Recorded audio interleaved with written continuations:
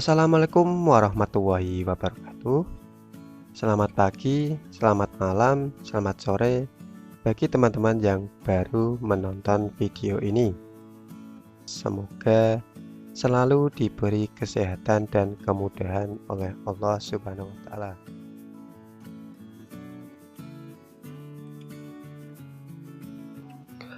Oke teman-teman, kita langsung saja ke soal yang pertama. Nomor 1.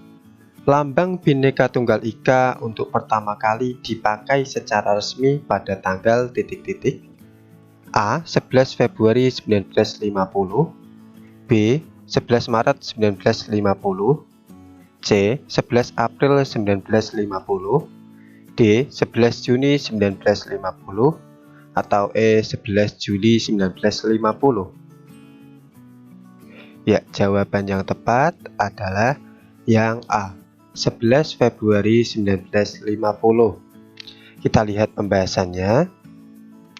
Burung Garuda menyekram sebuah gulungan bertuliskan moto negara Indonesia, yaitu Bhinneka Tunggal Ika.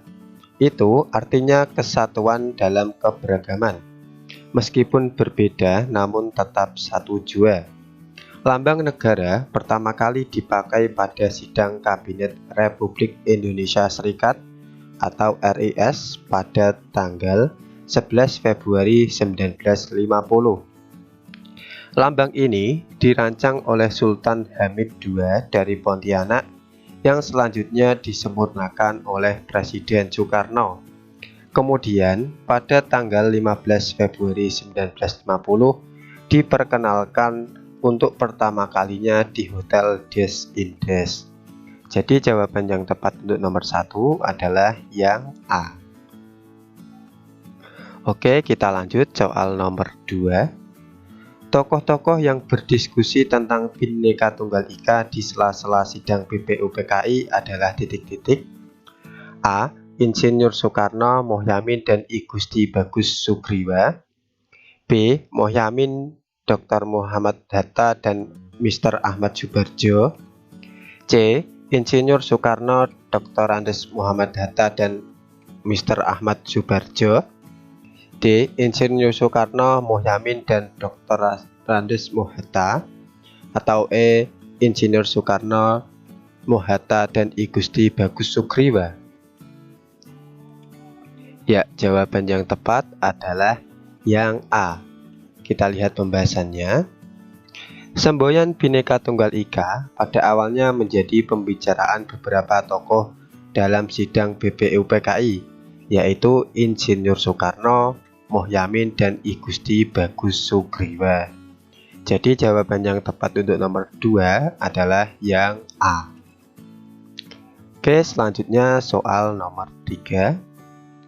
Sensus penduduk diadakan untuk salah satu cara mengatasi permasalahan kependudukan. Sensus penduduk yang dilakukan hanya untuk penduduk yang secara resmi tercatat dan tinggal di daerah tersebut dinamakan A. Registrasi penduduk, B.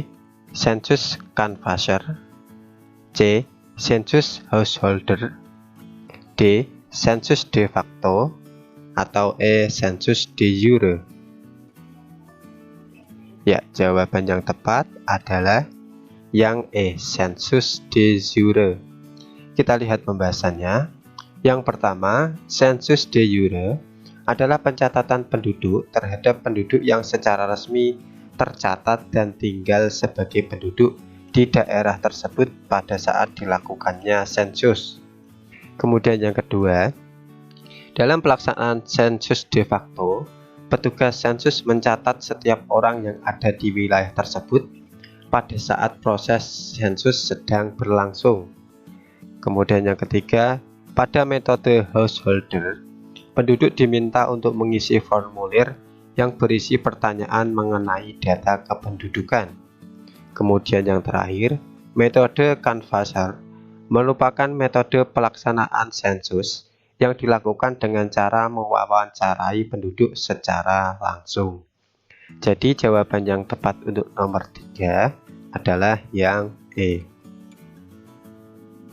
Oke, kita lanjut soal nomor 4. Hal yang mampu menjadi landasan dan falsafah hidup bangsa Indonesia adalah titik-titik: A. Keputusan Presiden, B. Peraturan pemerintah pengganti undang-undang, C. TAP MPR, D. Pancasila, atau E. UUD 1945. Ya, jawaban yang tepat adalah yang D. Pancasila. Kita lihat pembahasannya. Pancasila sebagai dasar filsafat negara Indonesia merupakan sumber nilai bagi segala penyelenggaraan negara, baik yang bersifat kejasmanian maupun kerohanian. Hal ini berarti bahwa dalam segala aspek penyelenggaraan negara, baik yang materi maupun spiritual, harus sesuai dengan nilai-nilai yang terdapat dalam sila-sila Pancasila secara bulat dan utuh. Dalam kaitannya dengan sila ketuhanan yang Maha Esa, mempunyai makna bahwa segala aspek penyelenggaraan negara harus sesuai dengan nilai-nilai yang berasal dari Tuhan. Jadi jawaban yang tepat untuk nomor 4 adalah yang D. Oke, kita lanjut soal nomor 5. Semboyan Bhinneka Tunggal Ika diusulkan oleh titik-titik: A. Dr. Andes Muhammad Hatta, B. Mr. Ahmad Subarjo, C. Mohyamin, D. Sultan Hamid II, atau E. Soekarni. Ya, jawaban yang tepat adalah yang C. Mohyamin. Kita lihat pembahasannya. Bhinneka Tunggal Ika merupakan semboyan bangsa Indonesia dan tertulis pada pita yang digenggam kaki Sang Garuda. Semua sejarawan sepakat bahwa tokoh nasional yang pertama kali mengusulkan kalimat tersebut kepada Bung Karno adalah Mohyamin. Usulan ini ia sampaikan secara tertutup, sehingga tokoh lain seperti Bung Hatta sekalipun mengira ide mengenai Bhinneka Tunggal Ika berasal dari Soekarno. Mohyamin sendiri bukan sekedar politikus, ia juga seorang ahli hukum, budayawan, sastrawan sekaligus sejarawan. Bhinneka Tunggal Ika sendiri merupakan petikan kalimat yang ia ambil dalam kitab Sutasoma karangan Empu Tantular yang hidup di masa kebesaran Kerajaan Majapahit.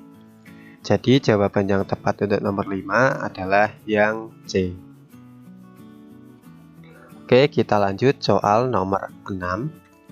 Kewajiban menjaga pertahanan dan keamanan negara sesuai pasal 31 ayat 1 dilakukan oleh titik-titik: A. Presiden, B. Seluruh warga negara Indonesia, C. TNI, D. Polri, atau E. DPR. Ya, jawaban yang tepat adalah yang B. Seluruh warga negara Indonesia. Kita lihat pembahasannya.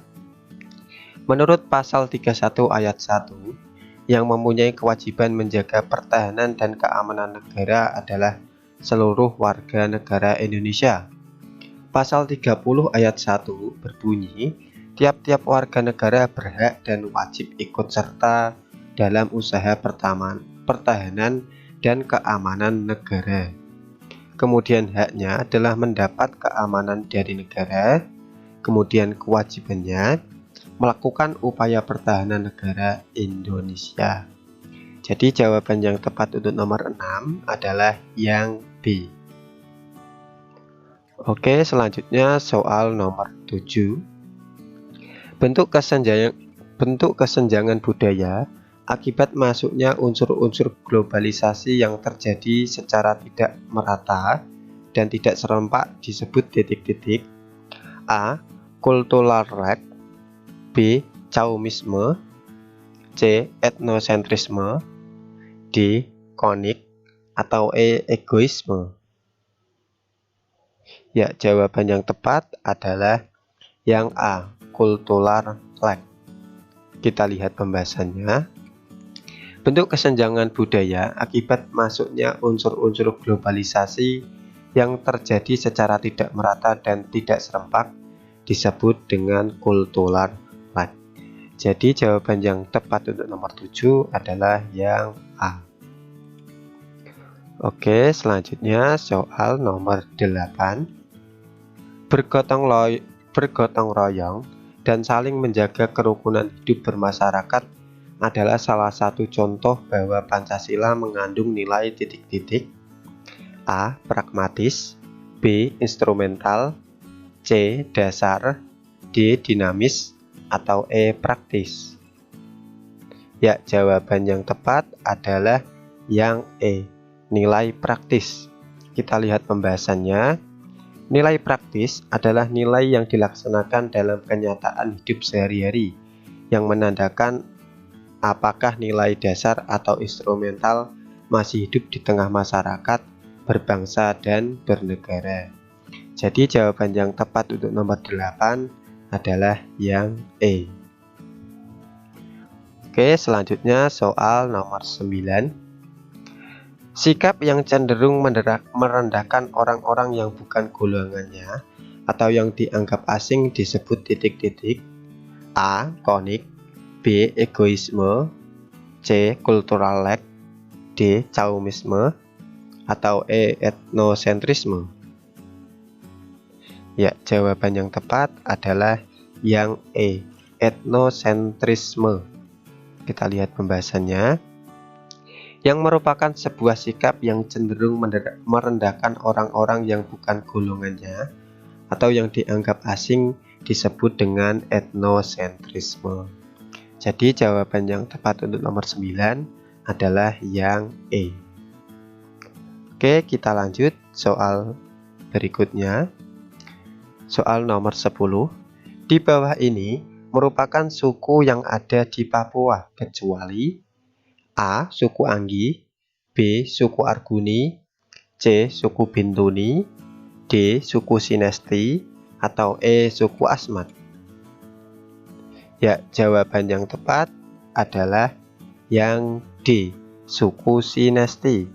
Kita lihat pembahasannya. Sinesti bukanlah nama suku yang terdapat di Papua, melainkan nama sungai yang ada di Papua. Jadi jawaban yang tepat untuk nomor 10 adalah yang D. Terima kasih sudah menonton.